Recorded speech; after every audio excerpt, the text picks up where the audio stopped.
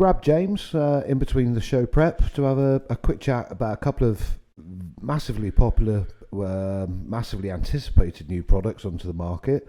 There we got in front of us, obviously, is new Alpex LRF and the Arken Zulus LRF. You're the oracle on all things night vision and thermal. Something like that, yeah. Some say. Perhaps just give us a little info on them, I suppose. Yeah, I mean, what are we getting? Obviously, what's in the units? Why really have they been anticipated? And what are we getting? The Zulu is a new unit, full stop. Yep. The Alpex, obviously, is a new model. Yep. Just a quick resume, if you like, of what we're getting over and above what went before and what you think about it, your thoughts on them. And of course, obviously, both of these at the show. Yes, they are. Both these are. Both will be at the show and will be for sale. So yes, as Ade says, obviously Alpex 4K LRF, as it suggests in the title, it is based on the original Alpex chassis, but it has a 4K screen and now has a 1,000 meter integrated ballistic laser rangefinder, which is the first Alpex. That's the first Alpex to do so. And it's so that sort of 1,000 meter laser rangefinder has a plus and minus 1 meter of degree of accuracy, so it's very, very accurate. As I said, internal ballistic calculator, which seems to be the fashion in quite a lot of night vision scopes. So HIK have obviously taken that on board and put it into their unit. Still has the fantastic capabilities that you get with the Alpex in terms of the low light capabilities and all those features. User interface 2.0, which I think is a much easier system to do.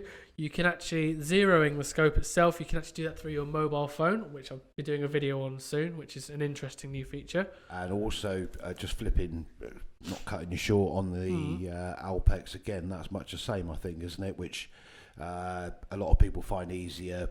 Rather than looking through the scope, trying to set all this up, you can do it on the app on the phone. That's correct. Yeah. So it's a new feature just for the 4K that has just come out on the application. So basically, you take your shot, and then you can measure it with a ruler. Obviously, take it out into the field, measure the ruler, and then you simply put on your phone, right, it's moved. It needs to go 4 centimeters right and 8 centimeters high.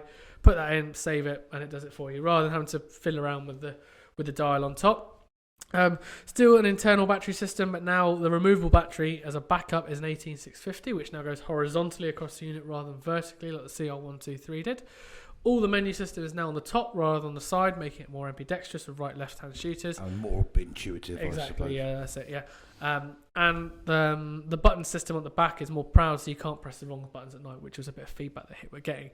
As well as this, the knurling on the front of the objective lens, that is now a lot smoother, so you don't necessarily have to purchase a fishing coaster. Personally, I do, but you don't necessarily have to purchase a fishing coaster when you want to just free and moving. Yeah, exactly. Yeah, that's it. Yeah, and then of course we've also got the Arken Zulus. As you say, Arken, this is their first iteration of a night vision device.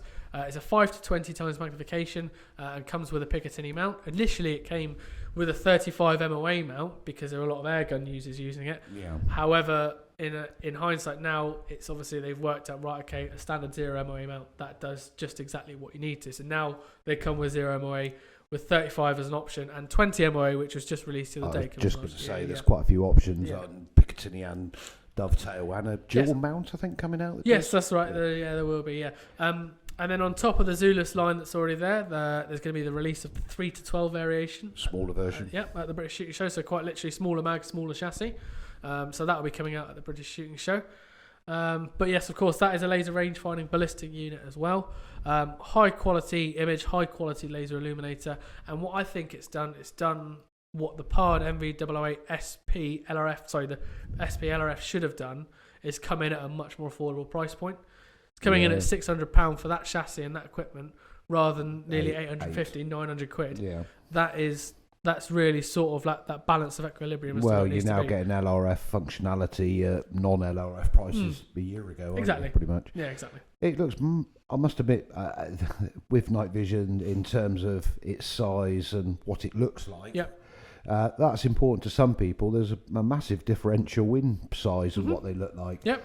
So, again, tell us a few pros and cons on that. I mean, perhaps bullpup style or continental high-grade style rifles where they want it to look more scope like. So what's the pluses and minuses? Yeah, well, I mean, like different sizes and different what they look like it comes in all aspects of life, really. So when it comes to these scopes in particular, obviously, say the 4K is there more as looks like a day scope, fits like a day scope, gives you that better eye relief, and then as you say with the Zulus, obviously you got a nice compact rifle, so you want a nice compact scope to go on top of it, really. Okay, both of these available, of course, in non.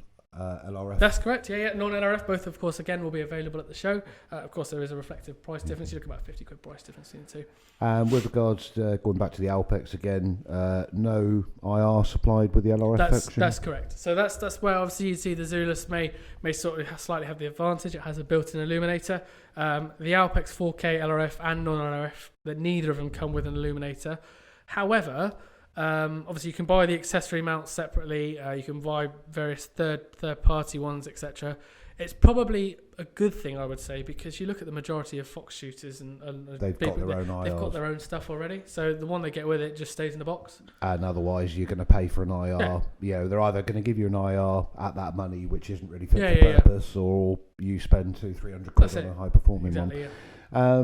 Just back on the Arken again, of course, that obviously got an onboard IR, but you also do a separate interchangeable 940 They do, which is it's a very nice, unique feature. Is that you can very simply screw out one and put in the other. So if you want to move from 840 to 940, especially if you're doing close range shooting. So I haven't had it confirmed yet, but I would imagine as standard, the best thing for the 3 to 12 would be to come with a 940 naturally, and then you buy an 850 separately. Blown out. Exactly. Yeah. So it's designed specifically as the close range rimfire air gun sort of scope. And a lot of people here, obviously IR, 940, 860, whatever it may be in terms of wavelengths, perhaps just very quickly what that means. Yep. One's more cover, one's high. Yeah, that's it, basically. Exactly, yeah. So it's obviously on the light spectrum, so visible light is usually around, you have to forgive me if I get this exactly wrong, but it's like sort of 600, 700 nanometers in wavelength.